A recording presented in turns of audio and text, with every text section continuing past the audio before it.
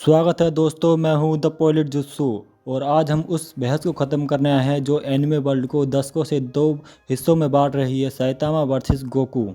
One पंच man मांगा में Saitama के कॉस्मिक गारों के साथ हुई लिमिट ब्रेकिंग फीस्ट के बाद यह सवाल पहले से कहीं ज़्यादा मुश्किल हो गया है कि क्या गोकू का अल्ट्रा इंस्टिंक्ट और मल्टीवर्सल पावर काफ़ी है। साइतामा का लिमिटलेस ग्रोथ ही उसे विजेता बनाएगा। हम इस लड़ाई को 3 राउंड में लड़ेंगे। Number 1 feast, number 2 speed and hacks, number 3 narrative. इस लड़ाई का विजेता कोई एक मुक्का या बीम नहीं है बल्कि कहानी की ताकत है। राउंड नंबर 1 पावर स्केलिंग के हिसाब से यहाँ गोकू बहुत आगे है साइतामा से। बैटल ऑफ गॉड्स में सुपर चैन गॉड गोकू ने वीरस के साथ मुक्कों से यूनिवर्स तक को हिला दिया था। अल्ट्रा इंस्टिंक्ट से कहीं ज़्यादा शक्तिशाली वह इन्फिनिटी तक की ताकत से मुकाबला कर चुका है और साइतामा हाई पोटेंशियल लो स्टार लेवल वीरस के साथ प्लेनेट ब्रेसिंग अटैक को रोक चुका है।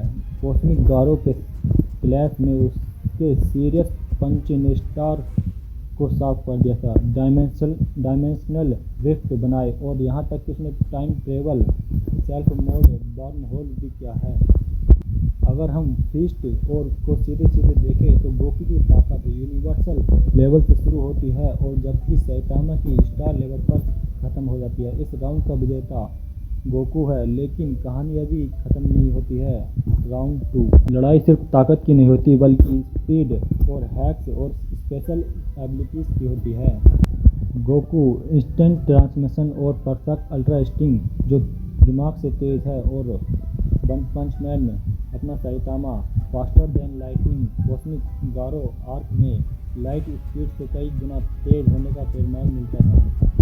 गोकू की सेंस और कामेहामेहा और टेलीपोर्टेशन, इसके पास कोई पारंपरिक हैक्स नहीं है, सिर्फ अपार पोटेंशियल पावर है और वह लड़ाई के दौरान तेजी से बढ़ता है, लेकिन उसकी एक लिमिट है और लिमिटलेस गारों के साथ लड़ाई के दौरान उसकी ताकत एक्सपोनेंशियल बढ़ती है। उसकी ग्रोथ रेट की कोई ऊपरी सीमा नहीं है।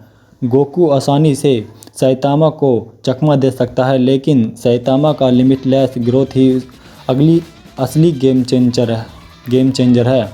गोकू को लड़ने में मज़ा आता है, वह होल्ड बैक करता है। अगर वह साइतामा को मौका देता है तो साइतामा उससे पीछे छोड़ सकता है। राउंड 3 अब बढ़ते हैं बहस के सबसे निर्णायक पहलू पर। साइतामा का गैंग कैरेक्टर या पैरोडी का मकसद ही सुपर हीरो के ट्रॉप्स का मजाक उड़ाना है। उसके नाम में ही जवाब है, वन पंच मैन। लेखक का इरादा यही है कि वह कभी नहीं हारेगा और इस लड़ाई को एक ही मुक्के में ख़त्म कर देगा। साइतामा की ताकत का लॉजिक सेलिंग ऊपरी सीमा नहीं है, वह पावर स्केलिंग के नियमों को तोड़ता है। अगर साइतामा गोकू के सामने रखते हैं तो साइतामा को राइटर के अनुसार जीतना होगा।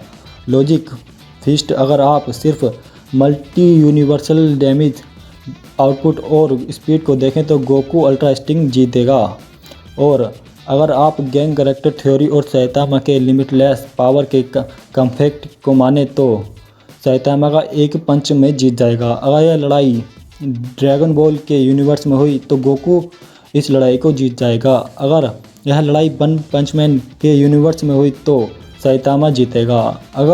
लेकिन हम न्यूट्रल ग्राउंड पर लड़ाई देखें तो लेखक को मानते हैं और साइतामा की जीत का पोटेंशियल ज़्यादा है, क्योंकि उसकी ताकत का पॉइंट ही यह है कि उसका लेवल अनब्रेकेबल है।